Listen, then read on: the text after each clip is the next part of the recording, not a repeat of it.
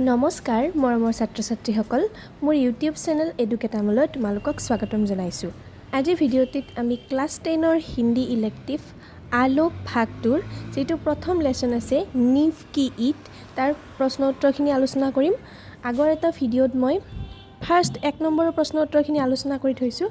আজি ভিডিঅ'টিত আমি বাকি যিখিনি আছে 2 নম্বৰৰ প্ৰশ্ন 2 নম্বৰৰ পৰা সেইখিনি আলোচনা কৰিবলৈ চেষ্টা কৰিম। যদিহে তোমালোকে ভিডিঅ'টো চাই ভাল পোৱা তেতিয়াহ'লে লাইক কৰিবা, কিবা নুবুজা থাকিলে কমেন্ট কৰিবা আৰু লগতে মোৰ চেনেলটো সাবস্ক্ৰাইব কৰিবা। আহা ভিডিঅ'টি আৰম্ভ কৰোঁ। প্ৰথম প্ৰশ্নটো আছে মনুষ্য সত্য से क्यों भागता है? মানুহে সত্যৰ পৰা কিয় পলায়?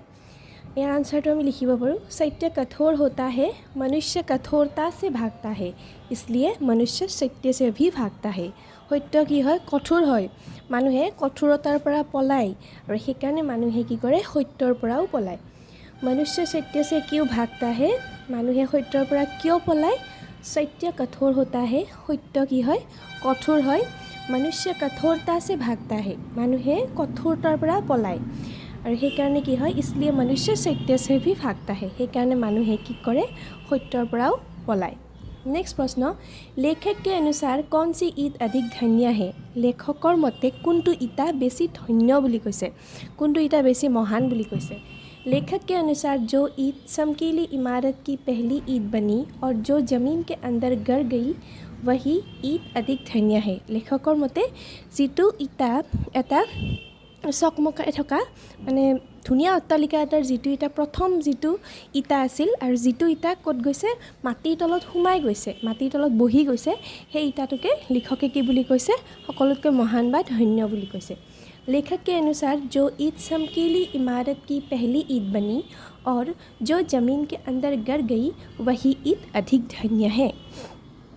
लेखक के अनुसार जो ईद चमकीली इमारत की पहली ईद बनी और जो ज़मीन के अंदर गिर गई वही ईद अधिक धन्य है। लेखकर मते जिटु इटा एटा धुनिया अट्टालिकार प्रथम इटा आसिल बा जिटु इटा माटी तলত সোমাই গৈছিল সেই ইটাটো সকলোতকৈ মহান বুলি কৈছে লেখকে। नेक्स्ट प्रश्न ग नम्बर नीव की ईद की क्या भूमिका होती है? नीव की ईद माने भेटीर जिटु इटा हे भेटीर इटाटोर भूमिका की? नीव की ईद पूरी इमारत को खड़ा रहने में मदद करता है। नीव की ईद की मजबूती जितनी होगी इमारत भी उतना ही मजबूत बनकर खड़ा रहेगा। कैसे से नीव की ईद पूरी इमारत को खड़ा रहने में मदद करता है। इस जो भेटीर इटा आसे हेतुए की करे इमारतटुक माने अट्टालिकाटुक की करे থিয় হৈ থকাত সহায় কৰে। नीव की ईद की मजबूती जितनी होगी সেই भेटीर इटाটো যিমানে মজবুত হ'ব इमारत भी उतना ही मजबूत बनकर खड़ा रहेगा। সেই অট্টালিকাটো সিমানে মানে মজবুত হৈ সিমানে শক্তিশালী হৈ থিয় হৈ থাকিব। যদি भेटीर ইটাটো কিবা কাৰণত কি হয় মানে লৰি যায় বা भेटीर ইটাটো মানে হিলা মানে কিবা যদি মানে লৰাই দিয়ে তেতিয়াহ'লে কি হ'ব গোটেই অট্টালিকাটো কি হ'ব ভাঙি চিঙি চুৰমাৰ হৈ যাব। नेक्स्ट प्रश्न कंगूरे की ईद की भूमिका स्पष्ट करो। कंगूरे की ईद माने एकदम डाঙৰ অট্টালিকা এটাৰ একেবাৰে ওপৰত যিটো অংশ থাকে এই চিকমিকাই থকা অংশটোৰ তাৰ যিটো ইটা থাকে তাৰ ভূমিকাটো লিখিব কৈছে। किसी भवन की सुंदरता उसके कंगूरे की सुंदरता पर ही निर्भर करता है। लेखक ने कंगूरे की ईद की तुलना अवसरवादी लोगों के साथ किया है। কৈছে যে কোনো এটা ঘৰৰ সুন্দৰতাটো দেখিবলৈ সেই যে ওপৰত যিটো ইটা থাকিব ওপৰখন যিমানে ধুনীয়া হ'ব অট্টালিকা এটাৰ সেই ঘৰটো দেখিবলৈ সিমানেই ধুনীয়া হ'ব আৰু এই ইটটো কাংগুৰে কি ইট যিটো এই ওপৰত থকা ইটাটো আছে সেইটো মানে যিবিলাক অবজাৰভাৰী মানে স্বাৰ্থলোভী স্বাৰ্থপৰ যিবিলাক মানুহ আছে সেইবিলাকৰ লগত কবিয়ে তুলনা কৰিছে। কৈছে যে সেইটো ইটা মানে কি হ'ব সেইটো ইটা যিমানে ধুনীয়া হ'ব অট্টালিকাটো সিমানে ধুনীয়া হয় কিন্তু সেই ইটাটো যিবিলাক স্বাৰ্থপৰ লোক আছে সেইবিলাকৰ লগতহে কবিয়ে মানে লিখকে তুলনা কৰিছে। বুজি পাইছা নিশ্চয় মানে भेटीर ইটাটোক লিখকে বেছিকৈ গুৰুত্ব দিছে। ওপৰৰ সেইটো ইটাই অট্টালিকাটো দেখিবলৈ ধুনীয়া কৰিলেও যদি भेटीर ইটাটো মজবুত নহয় তেতিয়া কিন্তু অট্টালিকাটো ভাঙি চিঙি চুৰমাৰ হৈ যাব। किसी भवन की सुंदरता उसके कंगूरे की सुंदरता पर ही निर्भर करता है। लेखक ने कंगूरे की ईद की तुलना अवसरवादी लोगों के साथ किया है। तो निश्चय बुझी पाइसा। नेक्स्ट प्रश्न तो है नेक्स्ट प्रश्न शहादत का लाल चेहरा कौन से लोग पहनते हैं और क्यों? यार आंसर तो होगा शहादत का लाल चेहरा वही लोग पहनते हैं जो अपने देश से प्रेम करते हैं। কোনবিলাক মানুহে পিন্ধে যিবিলাকে দেশখনক ভাল পায় তেওঁলোকে পিন্ধে अपने देश के लिए बलिदान देने के लिए वे लोग शहादत का लाल चेहरा पहनते हैं নিজৰ দেশৰ কাৰণে নিজকে বলিদান দিবলৈ তেওঁলোকে এয়া পিন্ধে शहादत का लाल चेहरा कौन से लोग पहनते हैं और क्यों शहादत का लाल चेहरा वही लोग पहनते हैं जो अपने देश से प्रेम करते हैं अपने देश के लिए बलिदान देने के लिए वे लोग शहादत का लाल चेहरा पहनते हैं शहादत का लाल चेहरा वही लोग पहनते हैं जो अपने देश से प्रेम करते हैं अपने देश के लिए बलिदान देने के लिए वे लोग शहादत का लाल चेहरा पहनते हैं তোমালোকে নিশ্চয় বুজি পাইছা পাঠটোৰ অসমীয়াটো এতিয়ালৈ মই আলোচনা কৰা নাই যদিহে তোমালোকক লাগে পাঠটোৰ অসমীয়া আলোচনা কৰিব লাগে তেতিয়াহ'লে তোমালোকে কমেণ্ট বক্সত মোক জনাবা মই যিমান পাৰোঁ সিমান সোনকালে আলোচনা কৰিবলৈ চেষ্টা কৰিম আৰু যিহেতু এতিয়া তোমালোকৰ HSLC পৰীক্ষা আহি পাইছে তো বাকী চেপ্টাৰবিলাকৰ প্ৰশ্ন উত্তৰ প্ৰায় দিয়া হৈ গৈছে এটা পাঠৰ আছে সৰক কি বাত সেইটোৰো মই যিমান পাৰোঁ সিমান সোনকালে দিবলৈ চেষ্টা কৰিম ठीक है नेक्स्ट प्रश्न तो सुना लेखक के अनुसार ईसाई धर्म को किन लोगों ने अमर बनाया और कैसे लेखकर मते ईसाई धर्म तो कोनबिलाक मानुहे अमर बनाइसे और केनेदरे जिन्होंने ईसाई धर्म के प्रसार के लिए अपने आप को बलिदान दिया उन्हीं लोगों ने ईसाई धर्म को अमर बनाया যিবিলাকে নিজকে কি কৰিছে বলিদান দিছে আত্মবলিদান দিছে সেইবিলাকে মানুহে ধৰ্মটো অমৰ বনাইছে अपने आप को जिंदा जलाकर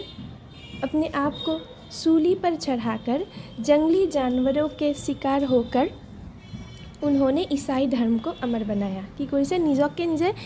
জিয়াই জ্বলাই দি বা কি सूली पर चढ़ाकर फांसी लगाई जंगली जानवरों के शिकार होकर যিবিলাক জংগলী জন্তু আছে জংগলী বনৰীয়া জন্তু আছে সেইবিলাকৰ শিকাৰ হৈ তেওঁলোকে কি কৰিছিল এই ধৰ্মটো অমৰ বনাইছিল जिन्होंने ईसाई धर्म के प्रसार के लिए अपने आप को बलिदान दिया उन्हीं लोगों ने ईसाई धर्म को अमर बनाया एमलोके बनाइছিল আৰু কেনে ধৰণে অমৰ बनाइছিল হেতু সুধিছে अपने आप को जिंदा जलाकर अपने आप को सूली पर चढ़ाकर जंगली जानवरों के शिकार होकर उन्होंने ईसाई धर्म को अमर बनाया ठीक है नेक्स्ट प्रश्न तो है आज देश के नौजवानों के समक्ष चुनौती क्या है आज देशर যিবিলাক নজৱান আছে মানে নৱপ্ৰজন্ম আছে তেওঁলোকৰ সন্মুখত কি চ্যালেঞ্জ আছে চুনৌতি মানে চ্যালেঞ্জ বুলি আমি ক'ব পাৰোঁ কি তেওঁলোকে মানে তেওঁলোকৰ কৰণীয় কি যেটো মানে তেওঁলোকে কৰিব বিচাৰে কিন্তু কৰিব নোৱাৰে হেনেকুৱা মানে কি প্ৰত্যাহ্বান তেওঁলোকৰ সন্মুখত আছে 7 लाख गाँवों का नवनिर्माण हजारों शहरों और कारखानों का नवनिर्माण यही आज के नौजवानों के समक्ष चुनौती है कि 7 लाख गाँव नतुनকৈ নিৰ্মাণ কৰিব লগা আছে হাজাৰ হাজাৰ চহৰ নিৰ্মাণ কৰিবলগীয়া আছে আৰু কাৰখানা নিৰ্মাণ কৰিবলগীয়া আছে এইটোৱে আজি নৱপ্ৰজন্মৰ কি হয় কাৰণে প্ৰত্যাহ্বান হয় 7 लाख गाँवों का नवनिर्माण हजारों शहरों और कारखानों का नवनिर्माण यही आज के नौजवानों के समक्ष चुनौती है 7 लाख गाँवों का नवनिर्माण हजारों शहरों और कारखानों का नवनिर्माण यही आज के नौजवानों के समक्ष चुनौती है नेक्स्ट 3 नंबर प्रश्न से मनुष्य सुंदर इमारत के कंगूरे को तो देखा करते हैं पर उसके नींव की ओर उनका ध्यान क्यों नहीं जाता মানুহে ধুনীয়া অট্টালিকাৰ একেবাৰে ওপৰৰ অংশটো দেখা পায় কিন্তু তাৰ ভেটিৰ প্ৰতি মানুহৰ দৃষ্টি কিয় নাযায়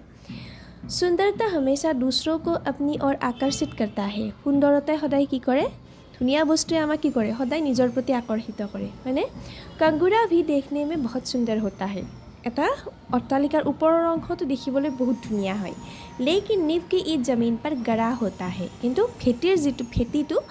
ভেটিৰ ইটাটো কি হৈ থাকে মাটিৰ তলত সোমাই থাকে कंगूरे की सुंदरता नींव की ईट पर ही निर्भर है এই যেটো ওপৰৰ অট্টালিকাৰ ওপৰৰ অংশটো আছে তাৰ সুন্দৰতাটো ভেটিৰ ইটাটোৰ ওপৰতে নিৰ্ভৰশীল इसलिए मनुष्य सुंदर इमारत के कंगूरे को तो देखा करते हैं पर उसकी नींव की ओर उनका ध्यान नहीं जाता है সেইকাৰণে মানুহে কি কৰে অট্টালিকাটোৰ ওপৰৰ অংশটো দেখা পায় কিন্তু তলৰ যেটো ভেটি আছে সেইটো দেখা নাপায় কাৰণ কিয় সেইটো মাটিৰ তলত লুকাই থাকে কিন্তু कंगूराটো কি হয় দেখিবলৈ বহুত ধুনীয়া হয় আৰু যাৰ কাৰণে মানুহৰ চকু সোনকালে ধুনীয়া বস্তুৰ প্ৰতি যায় ধুনীয়া বস্তুলৈ মানুহৰ চকু সোনকালে যায় সেইকাৰণে कंगूराটো মানুহে সোনকালে দেখিবলৈ পায় আকৌ এবাৰ চাবা উত্তৰটো सुंदरता हमेशा दूसरों को अपनी ओर आकर्षित करता है कंगूरा भी देखने में बहुत सुंदर होता है लेकिन नींव की ईट जमीन पर गड़ा होता है कंगूरे की सुंदरता नींव की ईंट पर ही निर्भर है, इसलिए मनुष्य सुंदर इमारत के कंगूरे को तो देखा करता है पर उसकी नींव की ओर उसका ध्यान नहीं जाता है।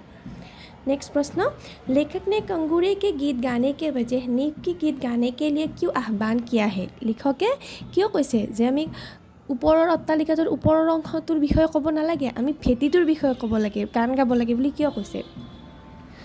एक ही हेतु उत्तर हम लिखिब पारो। सुंदरता हमेशा दूसरों को अपनी ओर आकर्षित करता है। कंगूरा भी देखने में बहुत सुंदर होता है, लेकिन नींव की ईंट ज़मीन पर गड़ा होता है। कंगूरे की सुंदरता नींव की ईंट पर ही निर्भर है, इसलिए लेखक ने कंगूरे के गीत गाने के बजाय नींव के गीत गाने के लिए आह्वान किया है। কৈছে যে ধুনীয়া অট্টালিকা এটাৰ ওপৰৰ অংশ দেখিবলৈ ধুনীয়া, সুন্দৰতাই মানুহক আকৰ্ষণ কৰে, বাৰু এইটো কথা মানি লৈছোঁ। কিন্তু যদি ভেটিটো নাথাকে তেতিয়াহ'লে অট্টালিকাটো থিয় হৈ থাকিব নোৱাৰিব। গতিকে সেই কাংগুৰাটোৰ মানে ওপৰৰ অংশটোৰ সৌন্দৰ্যতাটো সেই ভেটিটোৰ ওপৰতে নিৰ্ভৰ কৰে। সেইকাৰণে মানুহে কি কৰিব লাগে, সেই অট্টালিকাটোৰ ওপৰৰ অংশটোৰ কথা কোৱা বাদ দি যিটো ভেটি আছে সেইটোৰ কথা ক'ব লাগে। আকৌ এবাৰ চাবা এনচাৰটো। सुंदरता हमेशा दूसरों को अपनी ओर आकर्षित करता है। कंगूरा भी देखने में बहुत सुंदर होता है, लेकिन नींव की ईंट ज़मीन पर गड़ा होता है। कंगूरे की सुंदरता नींव की ईंट पर ही निर्भर है, इसलिए लेखक ने कंगूरे के गीत गाने के बजाय नींव के गीत गाने के लिए आह्वान किया है। আকৌ এবাৰ পঢ়ি দিছোঁ চাবা। सुंदरता हमेशा दूसरों को अपनी ओर आकर्षित करता है। कंगूरा भी देखने में बहुत सुंदर होता है, लेकिन नींव की ईंट ज़मीन पर गड़ा होता है। कंगूरे की सुंदरता नींव की ईंट पर ही निर्भर है। সেইকাৰণে লেখকে কি কৰিব কৈছে, ভেটিৰ কথা ক'বলৈ কৈছে। सामान्यतः लोग कंगूरे के ईंट बनाना तो पसंद करते हैं, परंतु नींव की ईंट बनना क्यों नहीं चाहते? মানুহে সদায় অট্টালিকাটোৰ ওপৰৰ অংশটো হ'ব বিচাৰে, কিন্তু ভেটিৰ ইটাটো হ'ব কিয় নিবিচাৰে? कंगूरा देखने में सुंदर होता है। एक इमारत कंगूरे के वजह से ही देखने में सुंदर होता है, लेकिन नींव की ईंट ज़मीन के साथ हाथ नीचे जाकर गिर जाती है और इमारत की पहली ईंट बनती है। इसलिए सामान्यतः लोग कंगूरे की ईंट बनना तो पसंद करते हैं, परंतु नींव की ईंट बनना नहीं चाहते। কৈছে যে যিটো কথা আমি কৈছোঁ, কাংগুৰাৰ যিটো মানে কাংগুৰাটো মানে ওপৰৰ অট্টালিকাৰ ওপৰৰ অংশটো একেবাৰে ওপৰত থাকে, দেখিবলৈ বহুত ধুনীয়া হয়, সি মানুহৰ আকৰ্ষণ মানুহক তাৰ প্ৰতি আকৰ্ষিত কৰে। কিন্তু যিটো ভেটিৰ ইটা আছে সেইটো কি হয়, অট্টালিকাটোৰ একেবাৰে তলত থাকে আৰু ই মাটিৰ হাত তলত গৈ সোমাই থাকে। আৰু যিটো কাৰণত মানুহে সদায় কি হ'ব খোজে, যে ওপৰৰ সেই ধুনীয়া বস্তুটোহে হ'ব খোজে, অট্টালিকাৰ ওপৰৰ অংশটো হ'ব খোজে, যিটো মানুহে দেখা নাপায়, মানে ভেটিৰ ইটাটো সেইটো মানুহে কেতিয়াও হ'ব নিবিচাৰে। নিশ্চয় বুজি পাইছা। नेक्स्ट प्रश्न, लेखक ईसाई धर्म को अमर बनाने का श्रेय किन्हें देना चाहता है और क्यों? लेखके ईसाई धर्मটো শ্ৰেষ্ঠ বনোৱাৰ মানে যিটো ক্ৰেডিট, কোনে কাৰ কাৰণে এইটো শ্ৰেষ্ঠ হৈছে বোলে, মানে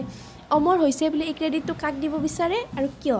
लेखक ईसाई धर्म को अमर बनाने का श्रेय उन्हें देना चाहता है जिन्होंने इस धर्म के प्रसार के लिए अपने आप का बलिदान दिया। যিটো আমি লিখিছোঁ আগতে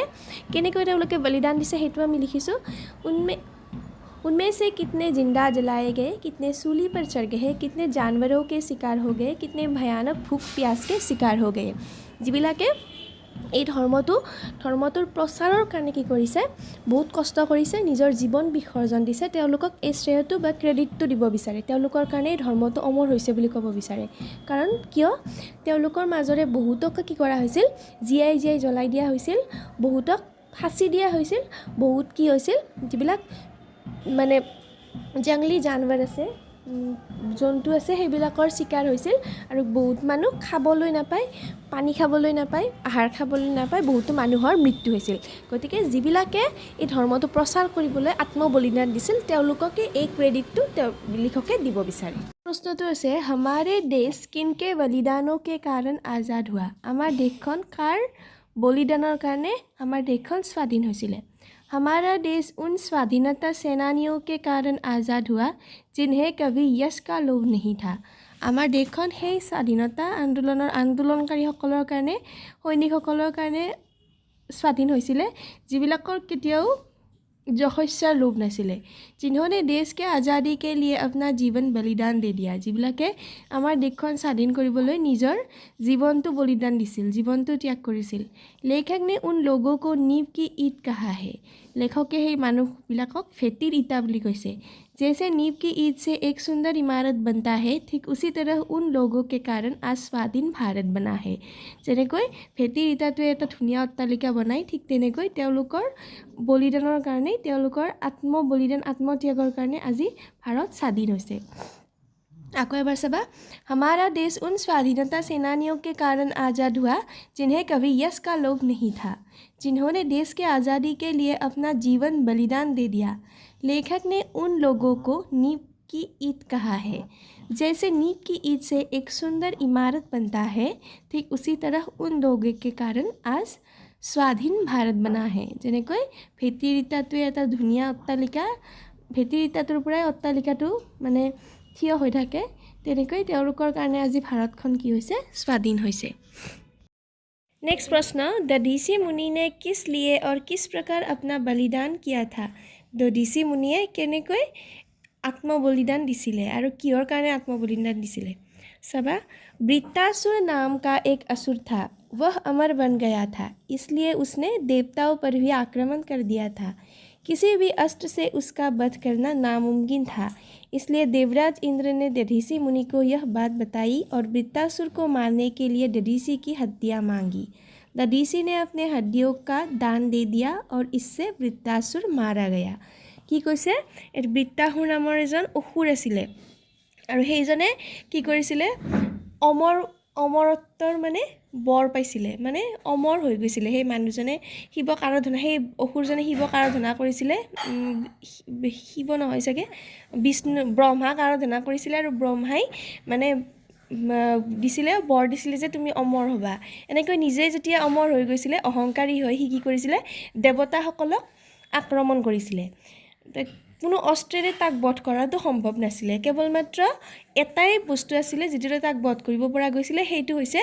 দধীচি মুনিৰ হাড়ৰ পৰা তৈয়াৰ কৰা এটা অস্ত্ৰৰে মানে সেই অসুৰটোক বধ কৰিব পৰা যাব বুলি মানে সকলোৱে মানে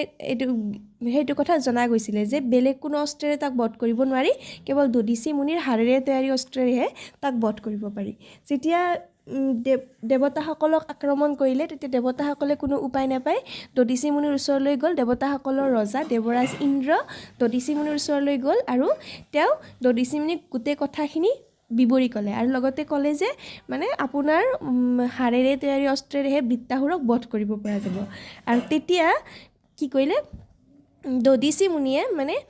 সমাজৰ হিতৰ কাৰণে দেৱতাসকলৰ হিতৰ কাৰণে তেওঁৰ জীৱনটো উৎসৰ্গা কৰি দিলে আৰু তেওঁৰ হাড়েৰে অস্ত্ৰ বনাই সেই বৃত্তাসুৰক বধ কৰা হ'ল বুজি পাইছা নিশ্চয় नेक्स्ट प्रश्न तो सभा भारत के नवनिर्माण के बारे में लेखक ने क्या कहा है भारतर नवनिर्माणर विषय लेखके की कैसे भारत के नवनिर्माण को लेकर लेखक ने 7 लाख गांव हजारों शहरों और कारखानों के नवनिर्माण के बारे में कहा है भारतर नवनिर्माणर विषय कबले गई लेखके कैसे जे भारतबर्षখন नতুনকৈ বনাবলৈ হলে আমি কি কৰিব লাগিব 7 লাখ নতুন গাঁও বনাব লাগিব হাজাৰ হাজাৰ চহৰ বনাব লাগিব আৰু কাৰখানা বনাব লাগিব कोई शासक इसे संभव नहीं कर सकता जरूरत है ऐसे नौजवानों की जो इस काम में अपने को चुपचाप खपा दे जैसे कोनो शासके এই কামটো সম্পূৰ্ণ কৰিব নোৱাৰে এই কামটো সম্পূৰ্ণ কৰিবলৈ এনেকুৱা কিছুমান নৱপ্ৰজন্মৰ যুৱক যুৱতী লাগিব যিসকলে কি কৰিব পাৰে এই কামটোত মানে নিজকে নিয়োজিত কৰিব পাৰে বা নিজে এই কামটো কৰিব পাৰে भारत के नवनिर्माण को लेकर लेखक ने 7 लाख गांव हजारों शहरों और कारखानों के नवनिर्माण के बारे में कहा है कोई शासक इसे संभव नहीं कर सकता जरूरत है ऐसे नौजवानों की जो इस काम में अपने को चुपचाप खपा दे नेक्स्ट प्रश्न नींव की ईंट शीर्षक निबंध का संदेश क्या है नींव की ईंट नामरे पाठ्ये की कब विचारिছে नींव की ईंट शीर्षक निबंध के जरिए निबंधकार ने देश के नौजवानों से आह्वान किया है कि वह नींव की ईंट बनने की कामना लेकर आगे आए और भारतीय समाज के नवनिर्माण में चुपचाप अपने को खपा दे नींव की ईंट शीर्षक जितुখন निबंध আছে কিতাপত দিয়া আছে সেইখনত নিবন্ধকাৰে কৈছে যে ভাৰতৰ নৱপ্ৰজন্মক আহ্বান কৰিছে যে তেওঁলোকে ফেটিৰ ইটাৰ নিচিনা ইটাৰ নিচিনা হোৱাৰ মনত ইচ্ছা ৰাখিব লাগে আৰু আগবাঢ়ি আহিব লাগে আৰু ভাৰতীয় সমাজৰ নৱনিৰ্মাণৰ ক্ষেত্ৰত আগভাগ ল'ব লাগে नीब की ईद शीर्षक निबंध के जरिए निबंधकार ने देश के नौजवानों से आह्वान किया है कि वह नीब की ईद बनने की कामना लेकर आगे आए और भारतीय समाज के नवनिर्माण में चुपचाप अपने को खपा दे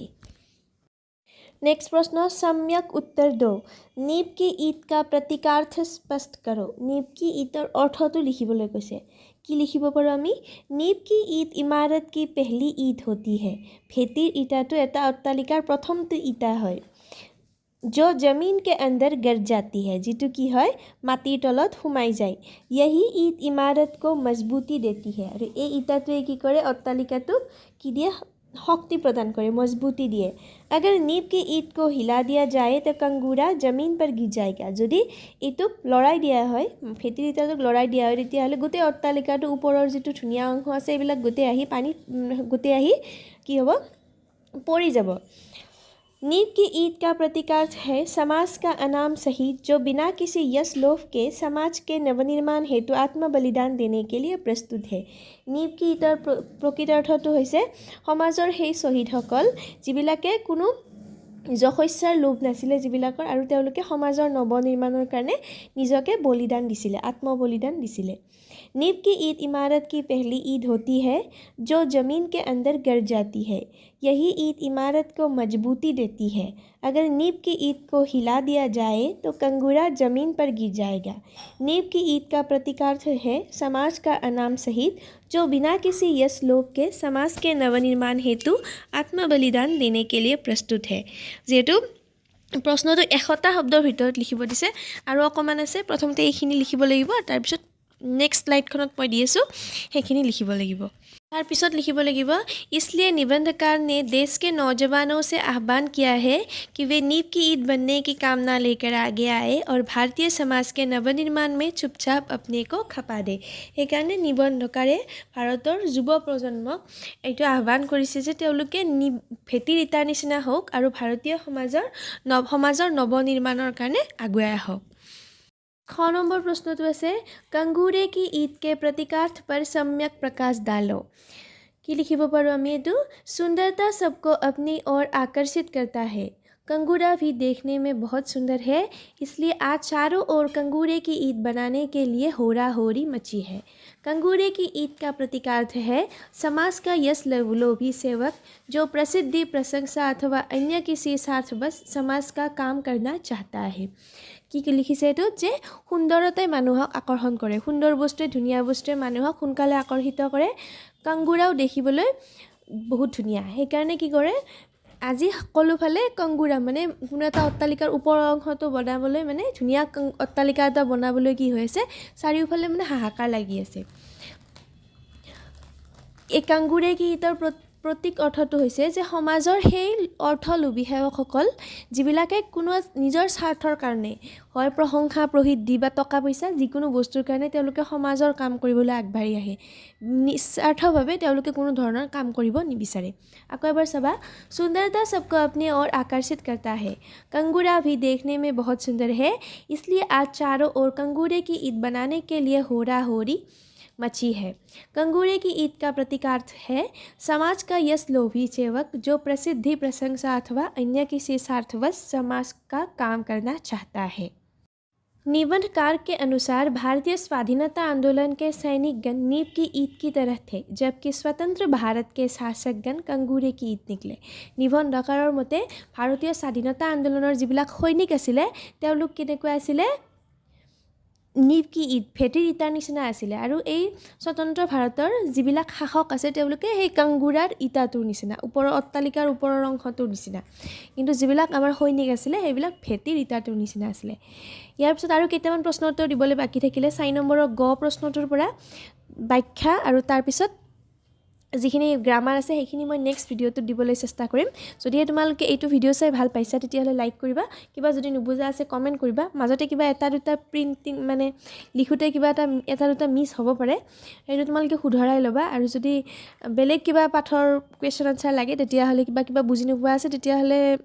কমেন্ট বক্সত কমেন্ট কৰিবা আৰু লগতে মোৰ চেনেলটো সাবস্ক্ৰাইব কৰিবলৈ নাপাহৰিবা ধন্যবাদ